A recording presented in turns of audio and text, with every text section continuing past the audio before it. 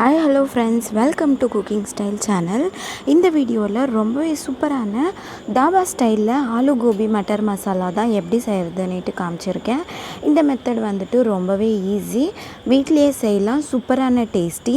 இது நீங்கள் சப்பாத்தி, ரோட்டி, குல்ச்சா, நான் எதுக்கு வேணாலும் காம்பினேஷனாக சாப்பிட்லாம். சாதத்துக்கூடையும் இது சூப்பர் காம்பினேஷனாக இருக்கும். ஸோ இந்த ரெசிபியை பிடிச்சிருந்தா என்னுடைய வீடியோவை லைக் பண்ணுங்கள். இந்த சூப்பரான ரெசிபியை எப்படி செய்கிறது, தேவையான பொருட்கள் என்னென்னு பார்க்கலாம். வாங்க வீடியோக்குள்ளே போகலாம்.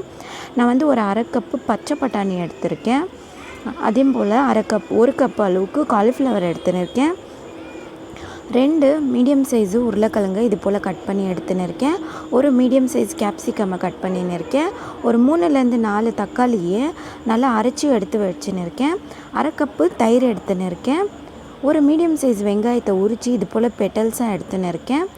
ஒரு 2லேருந்து 3 பச்சை மிளகாயை கட் பண்ணி வச்சுருக்கேன்.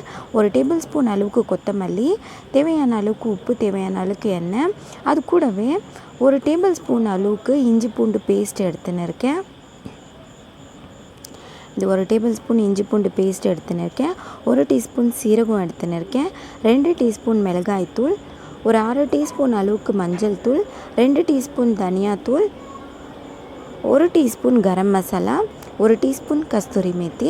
இந்த பொருட்கள் தான் நம்மளுக்கு சூப்பரான தாபா ஸ்டைலில் ஆலு மட்டர் கோபி செய்கிறதுக்கு தேவையான பொருட்கள்.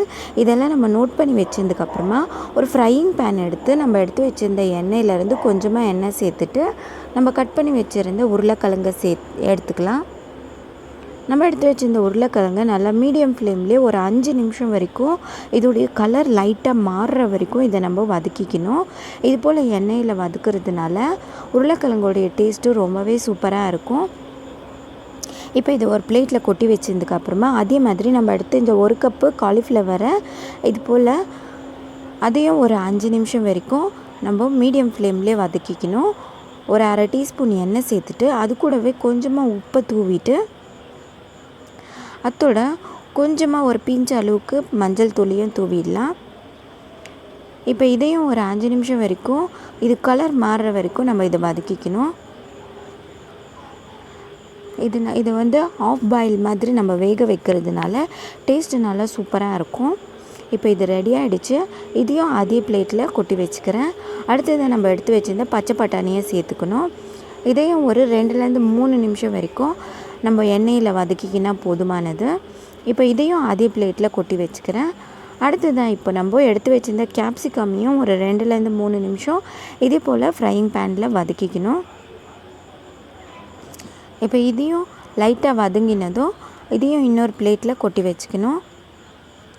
அடுத்ததாக இதில் நம்ம எடுத்து வச்சுருந்த வெங்காயத்தையும் சேர்த்து வதக்கிக்கணும்.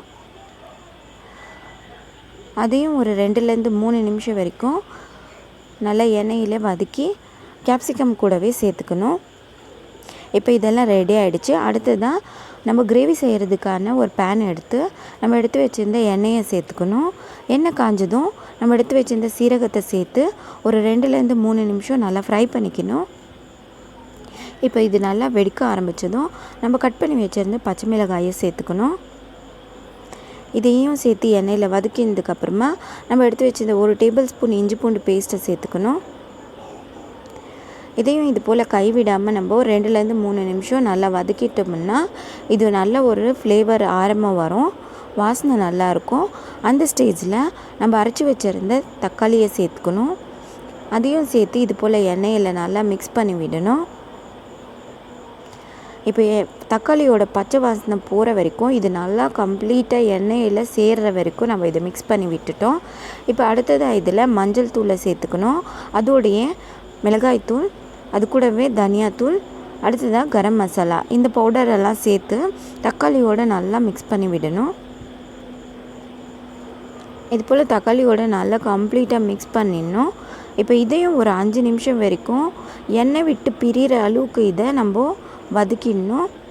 இப்போ இது தவாலேருந்து கடாயிலேருந்து எண்ணெய் பிரிகிற ஸ்டேஜில் நம்ம எடுத்து வச்சுருந்த தயிரை சேர்த்துக்கணும். தயிரையும் கம்ப்ளீட்டாக மிக்ஸ் பண்ணி விடணும். இது தக்காளியோடு சேர்ந்து மிக்ஸ் ஆகி கிரேவி கன்சிஸ்டன்சி வர அளவுக்கு இதை மிக்ஸ் பண்ணிக்கணும். நான் கொஞ்சமாக தண்ணி சேர்த்து அதை இந்த கப்பில் சேர்த்து மிக்ஸ் பண்ணி சேர்த்துக்கிறேன். ஏன்னா அடுத்ததான் நம்ம எந்த விதமான தண்ணியும் சேர்க்க போகிறதில்ல. இப்போ இதையே நம்ம கைவிடாமல் ஒரு 5 நிமிஷம் இப்படியே மிக்ஸ் பண்ணோம்னா இது கொதிக்கிற ஸ்டேஜில் வரும். இப்போ இதை மூடி ஒரு 10 நிமிஷம் கொதிக்க விடணும். இப்போ இந்த மாதிரி 10 நிமிஷம் இது நல்லா கொதிச்சிருக்கு.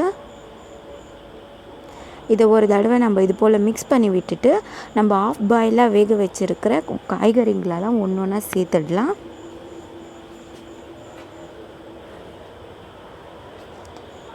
இப்போ இது போல் காய்கறிகளெல்லாம் நல்லா மிக்ஸ் பண்ணதும் இப்போ மூடி இந்த காய்கறிங்களெல்லாம் மசாலாவோடு சேர்த்து கம்ப்ளீட்டாக மிக்ஸ் ஆகி கொதிக்க விடணும். நான் ஒரு 5 நிமிஷம் விட்டு இதை ஓப்பன் பண்ணி பார்த்தா இது இந்த அளவுக்கு ஆயிருக்கு. இது பார்த்திங்கனாலே தெரியும், நல்லா கம்ப்ளீட்டாக மிக்ஸ் ஆகிடுச்சு. இந்த ஸ்டேஜில் நம்ம டேஸ்ட்டு பார்த்துட்டு அதுக்கேற்ற மாதிரி உப்பை சேர்த்துக்கணும்.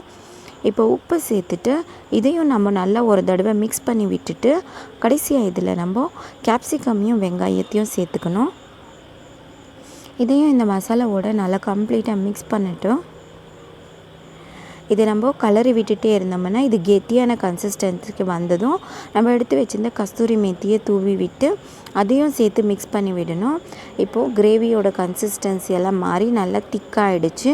இப்போ கடைசியாக இதில் நம்ம கட் பண்ணி வச்சுருக்கிற கொத்தமல்லியை தூவி விட்டுட்டு ஸ்டவ் ஆஃப் பண்ணிவிட்டு இதை மூடி ஒரு 2 நிமிஷம் சிம்லேயே விட்டு அடுத்ததாக இதை நம்ம சர்விங்காக எடுத்துக்கலாம்.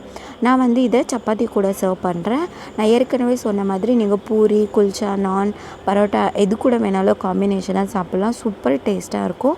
தாபா ஸ்டைல்லையே இதோடைய டேஸ்ட் இருக்கும். ஸோ மிஸ் பண்ணாமல் ட்ரை பண்ணி பாருங்கள். நீங்கள் இன்னும் என்னுடைய சேனலை சப்ஸ்கிரைப் பண்ணலைன்னா சப்ஸ்கிரைப் பண்ணிவிட்டு பக்கத்தில் இருக்கிற பெல் சிம்பலையும் ப்ரெஸ் பண்ணிடுங்க. இந்த வீடியோ பிடிச்சிருந்தால் உங்களுடைய ஃபேமிலியோட ஷேர் பண்ணுங்கள். என்னுடைய வீடியோவை லைக் பண்ணுங்கள். Thank you so much for watching.